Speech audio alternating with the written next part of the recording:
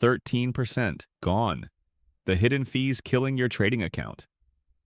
What if I told you that you could lose 13% of your trading account every single year before you even win a trade? Not because your strategy is bad, not because the market beat you, but because of four small fees your broker never properly explains. I'm a full-time Forex trader. I'm Indian, I live in Australia, and I run a page called Fortune Forge for people like me. Students and workers chasing financial freedom far from home, often starting with a small account and big dreams. And when I started, nobody told me about these fees. I thought I was a bad trader. My account kept shrinking even when my trades looked fine. It took me months to figure out the truth. The truth is this: trading has hidden costs, and the smaller your account, the more they hurt. So, in the next few minutes, I'm going to show you all four with real numbers, in plain language. And by the end, you'll know exactly how to cut them down and keep more of your own money. Let's get into it. Here's the situation almost every new trader runs into. You take a trade, you're careful. You wait for your setup, price goes your way, you hit your target, you close the trade in profit, you feel great, you did everything right. But then you look at your account balance at the end of the month, and it barely moved, or worse, it went down, even though you had more winners than losers. So you ask yourself the obvious question: where did the money go? This is the moment most people blame themselves. They think, I must be a bad trader. They tweak their strategy, they buy another course, they jump to a new indicator, but the strategy was never the problem. The problem is that every single trade you take carries a cost, and those costs add up quietly in the background, trade after trade, month after month. Your broker is not a charity. They are a business, and the way they make money is through these four fees. So let's understand them, because what you understand, you can control. There are four hidden costs. Write these down if you're taking notes. Number 1, the spread. You pay this on every single trade. Number 2, the swap. You pay this every night you hold a position. Number 3, slippage. You pay this in fast-moving markets. And number 4, commission. You pay this on certain account types. Now here's the wild part. Most traders, and I mean people who have been trading for months, have never actually checked these numbers on their own account. They don't know their spread. They've never looked at their swap. They have no idea what they're really paying. That ends today. Let's break each one down, one at a time, with real money examples. The spread is the gap between the buy price and the sell price. Here's the simplest way to understand it. When you open any trade, there are actually two prices on your screen: the price you can buy at and the price you can sell at. They are never the same. There's always a small gap between them. That gap is the spread. And it means the moment you open a trade, well, before the market moves even 1 inch, you are already slightly in the red. Think of it like buying a gold coin from a shop. The shop sells it to you for $100, but if you turn around and sell it back immediately, they'll only give you $98. That $2 gap? That's the spread. You lost it the second you bought. Let's put real numbers on it.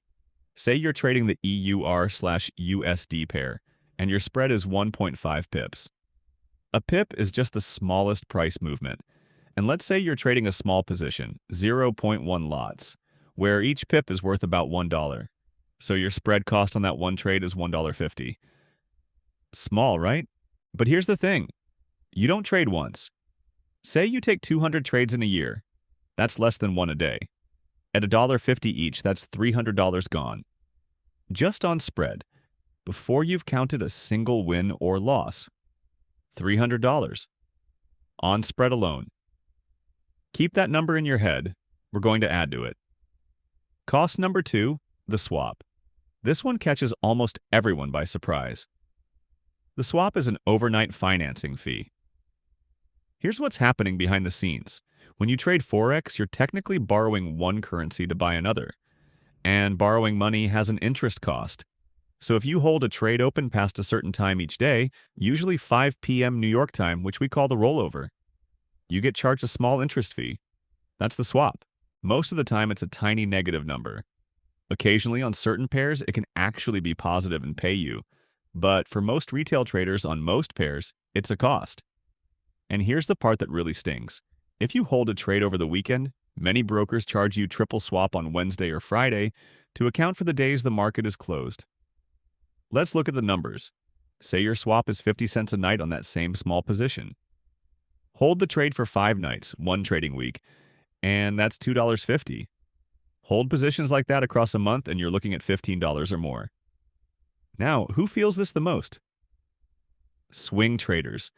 People who hold trades for days or weeks. If that's your style, the swap is a real ongoing cost you have to factor in. But here's the good news. If you're a day trader, like someone who opens and closes trades within the same day, before that 5 p.m. rollover, you often pay zero swap. None. This is one reason I personally focus on the Asian session and close my trades within the session. Know your style and you'll know how much swap is quietly eating your account. Cost number 3, slippage. This is the sneaky one. Slippage means you don't get the price you clicked. Let me explain. When you hit the buy button, you expect to get filled at the price you see on screen. But in fast-moving or thin markets, by the time your order actually reaches the broker, the price has already moved. So you get filled at a slightly worse price than you wanted. Here's a real example. You click buy at 1.0850, but the market is moving fast, and your order actually fills at 1.0853. That's 3 pips of slippage. On our small position, that's $3, gone instantly before the trade has even started doing anything. Now, $3 doesn't sound like much, but slippage shows up at the worst possible times. During big news announcements at the market open, and during thin, low-volume hours when there aren't many buyers and sellers around. This is really important for those of us trading the Asian session because liquidity can be thinner during certain hours, so you have to be aware of it. So you have, how do you reduce slippage? 2 simple things. First, avoid trading in the first few seconds right after a major news release. That's when prices jump around the most and slippage is worst. Let the dust settle. Second, where you can, use limit orders instead of market orders. A market order says, fill me right now at whatever the price is. A limit order says, only fill me at this exact price or better. Limit orders protect you from slippage, though they come with their own trade-off. Sometimes you don't get filled at all. But for controlling costs, they're a powerful tool. Cost number 4, commission. Commission is a flat fee you pay per trade on certain types of accounts.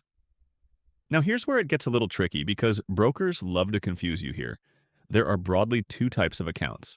The first type advertises 0 commission. Sounds great, right? But there's a catch. They make their money by giving you a wider spread instead. So you're still paying. It's just hidden inside the spread. The second type is called a raw spread or ECN account. These give you a super tight spread, sometimes almost 0. But they charge a separate commission to open and close. Let's look at the numbers. Say the commission is 35 cents per side on our small position. You pay it when you open, and again when you close. So that's 70 cents for the round trip. Over 200 trades in a year, that's $140. Here's the lesson, and this is the one most beginners get wrong. Don't just look at one number. A 0 commission account with a wide spread can easily cost you more than a raw spread account with a small commission. Always compare the total cost. Spread plus commission together. That's the real number that matters. Okay, let's add it all up. This is the part that opened my eyes when I first did the math. Let's take a realistic year. 200 trades, small position size. Some trades held overnight. Spread for the year, about $300. Commission, about $140. Swap, about $120. Slippage, roughly $100. Add it all together and you get $660 a year in costs. Now here's why that number matters so much. If you're trading a $5,000 account, which is realistic for a lot of us starting out, $660 is 13% of your account. 13%. Gone. Every year. Before you've made or lost a single dollar on the actual trades. Think about what that means. Your strategy doesn't just have to be profitable. It has to be profitable by more than 13% just to break even after costs. That is a serious headwind, and almost nobody talks about it. Now, I want to talk directly to those of us with small accounts, because this matters for us more than anyone. A trader with a $100,000 account barely notices $600 in fees. It's a rounding error to them. But if you're a student or a worker who saved up $500 or $1,000 or $5,000, every single dollar counts. These costs hit you the hardest. And here's the key insight. Costs are a fixed tax on activity. The more you trade, the more you pay, whether you win or lose. Every single trade is a guaranteed cost with an uncertain reward. So when people ask me why I preach trading fewer, higher quality setups instead of jumping in and out all day, this is a big part of the reason. It's not just about psychology and discipline, though that matters too. It's simple math. Fewer trades means fewer fees, and for a small account, that can be the difference between growing and slowly bleeding out. Patience doesn't just protect your mind, it protects your money. So how do you actually fight back? Here are 6 practical things you can do starting today. 1. Compare the total cost across brokers. Spread plus commission together. Not the marketing claims, the real number. 2. Trade fewer, better setups. Every unnecessary trade is a guaranteed fee. 3. Avoid trading in the first few seconds of major news. That's where slippage is worst. 4. If you're a day trader, close your positions before the daily rollover and skip the swap entirely. 5. Use limit orders instead of market orders where you can to control your entry price. And 6, this is the big one, track your costs in your trading journal. Write down what each trade actually cost you, because what you measure, you can manage. Most traders never do this, and that's exactly why their costs stay invisible and out of control. Let's quickly recap, so this sticks. 4 hidden costs. Spread, paid on every trade. Swap, paid every night you hold. Slippage, paid in fast markets. And commission, paid on raw accounts. Together, they can quietly drain 13% of a small account every single year. But now you know they exist. And that means you can control them. Know your numbers. Trade less but better. Because every dollar you save on costs is a dollar that stays in your account, compounding for you over time. If this video helped you see your trading a little more clearly, do 3 quick things for me. Subscribe. I break down real trading concepts like this every week, especially for those of us learning to trade while building a life abroad. Grab the free Asian Session Trap Strategy PDF. The link is in the description. It's the exact setup I use, and it's built around fewer, higher quality trades, which, as you now know, also keeps your costs low. And finally, drop a comment with your broker's spread. Let's compare and see who's getting the best deal. I'm Fortune Forge. Trade smart, protect your capital, and I'll see you in the next one.